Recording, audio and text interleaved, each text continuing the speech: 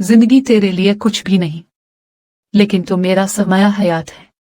और मैं तेरे लिए आसमान से तारे तोड़ कर ले आऊंगा। आसमान से तारे तोड़ लाने का मुहावरा पुराना है, अब कुछ और बातें करें। उमर ने भुने हुए पिस्ते का लिफाफा हमारी तरफ बढ़ाते हुए कहा। हम दोनों अपने दिए ड्रामे के लिए मुकालमे याद कर रहे थे कि उम्र बीच में निका। ये जोड़ा हमारे साथ साथ सफर कर रहा था, इसमें और हम में कोई बात मुश्तरक नहीं थी, लेकिन फिर भी हम दोनों एक दूसरे से चुपके हुए थे कि सफर में एक से दो बेहतर होते हैं, और हम दो और दो चार थे, और दो मुख्तलिफ मकतबा फिक्र से मुंसलिक होने के बावजूद हम एक थे कि हम कलमा के शरीक थे, और हमारे नाम रजिया अहमद और अनीसा उम्र थे। जाती तौर पर हमें इस तरह लोगों का छटना कभी भी पसंद नहीं था, इसीलिए हमें मर्दुम बेजार, बदतीनत और पता नहीं कैसे कैसे खिताबात से नवाजा जाता था, और खिताबात की इस बारिश के बावजूद हम अपनी आदत से मजबूर थे। आदत के खिलाफ काम करना वाकईतन बड़ा जानलेवा था, और अपने मिजाज के खिलाफ कोई काम करना पड़ जाए तो अब जानिए ये पानी बिलोने के बराबर होता है कि बिलविलों के हाथ थक जाएं तो भी हाथ कुछ नहीं आता। हमारे साथ यही होता था कि अपनी मर्जी के खिलाफ चलते चलते हमारे पांव थक जाते थे और मुसाफत खत्म होने में नहीं आती थी, और कभी कभी हम ये सोचने पर मजबूर हो जाते थे कि जस्ता जस्ता कत्ल होने से बेहतर है कि एक बार ही छुरी फेर दी जाए। लेकिन सोचने और करने में वही फर्क है जो जमीन और आसमान का फर्क है, लिहाजा मामला अब तक वही था जहां से चला था, और सारे बहस व मुबाहिसे का महसल ये होता कि फिर हम साए के पीछे भागने लगते थे। जिंदगी की यह धूप छांव शायद हमारी आदत बन गई थी कि इस वक्त भी हम अपनी मर्जी के खिलाफ अनीसा और उम्र के दम छिले को बर्दाश्त करते चले जा रहे थे, और न सिर्फ बर्दाश्त कर रहे थे बल्कि उनकी नातिल मदद भी हो रही थी। और शायद ये सब हुब अली में नहीं हो रहा था, बल्कि ये तो अहमद का बुग़्ज़ मादिये था, जो हम बहुत ही अच्छी तरह समझते थे, मगर क्या करते कि मुर्दाबादस्त जिंदा वाला मामला था, क्योंकि हमारे इस मुआशरे में बीवी मियाँ के हाथ का खिलौना होती है, और सबसे अच्छी बीवी हमारे यहाँ वही कहलाती है जो जुबान चलाए बगैर मियाँ के इशारे पर कल की गुड़िया की तरह इधर अलिफादेर डोलती रहती है।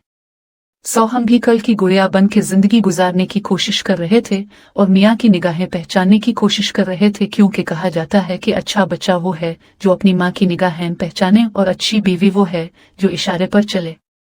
और इशारे पर चलने की कोशिश में हम अमूमन गलत इशारा समझ लेते थे, क्योंकि गजल का इशारा और किनाया तो हमारी समझ में आता था, लेकिन हकीकी जिंदगी में इशाराबाजी की तरबियत हमने नहीं हासिल की थी, लिहाजा गलत रास्ते पर कदम बढ़ने लगते थे, जो वाक़ईतन बाइस फसाद होता था। और अहमद के मुंह के अल्फाज हीरे मोती बन के नहीं बल्कि सांप बिच्छू बन के डसने लगते, और उस वक्त हमारा ये आलम होता जैसे अंगारे पर चलने के लिए कह दिया गया है और तलवे ढलते जा रहे हैं। लोग वर्थ हैरत में डूब जाते, नारा बाजी होती, और हम कुछ बोलते बोलते इस तरह चुप हो जाते जैसे चलती गाड़ी को ब्रेक लगा दिया गया हो, और उसी तरह ब्रेक लगती और धक्के खाती हमारी जिंदगी की गाड़ी चली जा रही थी, और हम बड़े ही इत्मीनान से नित नए प्रोग्राम करने की कोशिश करते रहते थे। लोगों को ताजुब होता था कि बात अल-मशरिकियन में कैसे रही है। कच्ची बात यह थी कि हम एक दूसरे का अक्स नहीं बल्कि बरअक्स थे, सिर्फ ज़ौक़ अदाकारी हमारी कदर मुश्तरक थी। हमारी एक दूसरे से मुलाकात भी स्टेज पर हुई थी। हम ऐसे मियाँ बीवी का किरदार अदा कर रहे थे जो हर वक्त एक दूसरे से नोक झोंक करते रहते हैं, और हर लम्हे इस ताक में रहते हैं कि एक दूसरे की कमजोरी हाथ आए ताकि हमारा पल्ला भारी हो जाए। लेकिन होता कुछ भी नहीं था, सिवाय इसके कि हम खूब जोर और शोर से जुबान की ताकत आजमाते रहते कि दब के चुप हो जाना हमारी शान के खिलाफ था। मुख्तसर ये कि हमारी ये मरका आराई लोगों की तफरी तब का बाइस बुनती, और हम बड़े ही कामयाब स्टेज अदाकार समझे जाते थे।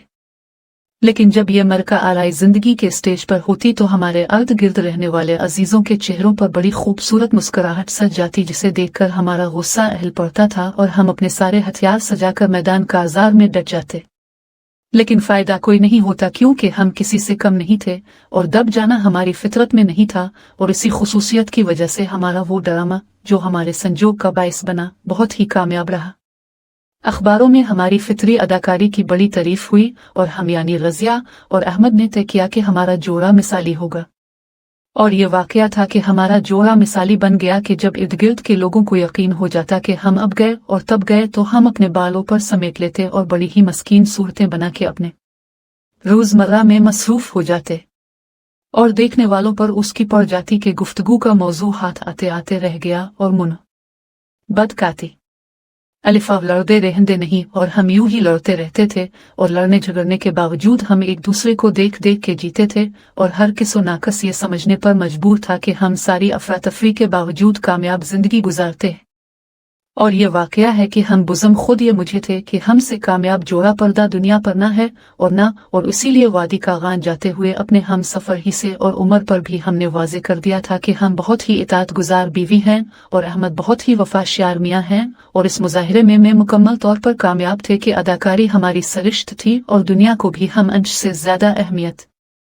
नहीं देते थे। अब ये और बात थी कि घर से चलते वक्त हमने अहद किया था कि किसी कीमत पर भी हम आपस के ताल्लुकात नहीं खराब करेंगे और अगर हमारे दरमियान कोई इख्तिलाफ होगा तो हम वहीं से पलट आएंगे। और हम दोनों ही अपने इस अहद पर कारबंद थे और इस वक्त वादी का गान की तरफ रवा दवा थे और अपनी मर्जी के खिलाफ न जाने कितने खून के घूंट पी चुके थे। और अहमद बहुत ही एली गीली थे कि हम बीच उनके हाथ का खिलौना बने हुए थे, वरना कहाँ हम और कहाँ नियाजमंदी। हम तो मुआशरे की बुराइयों को ख़त्म करने और औरत को गाड़ी का दूसरा मजबूत पा मनवाने में मसरूफ थे। लेकिन वक्त की बात थी और हमारा ज़ौक़ सियाहत इस वक्त हमारे लिए ज़रर जा बना हुआ था। वो तो भला हो उम्र का कि इसने अहमद को बीच में टोक के अपने पाँव पर खुद ही कुल्हाड़ा मारा और नाफारान रेस्ट हाउस में तो हमने इसके लिए टरोट मछली भोटी थी और अब वादी सवात में मुर्ग के तुक्के और कबाब बनाना भी हमारे फ़र्ज में दाखिल होने वाला था। ये इस वक्त की बात है जब फारान से वापसी पर हमारी बस बालाकोट में दाखिल हो रही थी और हम आइंदा हफ्ते होने वाले स्टेज ड्रामे के लिए आसमान से तारे तोड़ने की बात कर रहे थे कि उमर ने पते का लिफाफा हमारी तरफ बढ़ाया और कहने लगा, आसमान से तारे तोड़ने की बात बड़ी पुरानी है, कोई और बात करे। और उसके साथ ही हमने देखा कि अहमद के चेहरे पर नागवारी की लकीरें फैलने लगी हैं। हमको अपना रास्ता खोटा मालूम होने लगा और हमने ये अच्छी तरह अंदाजा लगा लिया कि तब नाजुक पर उम्र का बीच में बोलना नागवार गुजरा है और अगर हमने कोई बात की तो मैदान कारजार यहीं से शुरू हो जाएगा। अभी हम ये सोच ही रहे थे कि बात कैसे शुरू की जाए कि सांप भी मर जाए और लाठी भी न टूटे कि बस एक झलके से बालाकोट के बाजार में खड़ी हो गई और हमने ड्राइवर से पूछा कि भाई इस्माइल शहीद का बाजार किधर है, सैयद अहमद बरेलवी शहीद कहाँ दफन है। और अभी ड्राइवर ने हमें अपने जवाब बासवाब से मुस्तफीज भी नहीं किया था कि अहमद सामान समेटे हुए जो हमने जरीद के कोऑपरेटिव स्टोर से खरीदा था ड्राइवर से कह रहे थे कि हम आगे नहीं जाएंगे क्योंकि हमें शहीदों के मज़ारों पर हाजिरियां हैं। उमर ने उनसे सवात पहुंचने के बारे में पूछा, लेकिन अहमद ने इसे इस लायक भी नहीं खा के जवाब देते। सिर्फ चेहरे पर ऐसे तासुरात थे कि हम लोग वफा के शहीद हैं और मोहम्मद से वफा करने वाले मुजतहिद शहीदों के गहवारों पर हाजिरियां दिए बगैर हम आगे नहीं बढ़ सकते। और तब हमने इस लम्हे को कोसा जब हमारे दिल में ये ख्याल आया था कि ये गुजराती कालियावाड़ी जोड़ा खामखा हमसे चिपका हुआ है, क्योंकि हमें पता था कि हमने जुबान खोल के मुआहिदा शिकनी की है और अब हम सवात जाने से रहे।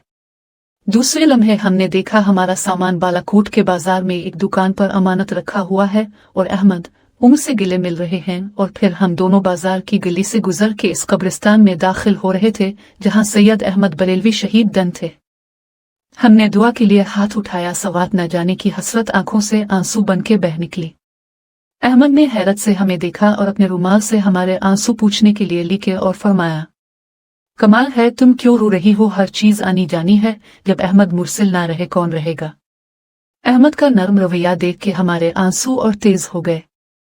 अहमद ये समझ रहे थे कि मैं सैयद अहमद बरेलवी के जज्बा शहादत को याद करके अश्कबार हूं और हम थे कि अंदर ही अंदर सवात न जाने पर घट रहे थे।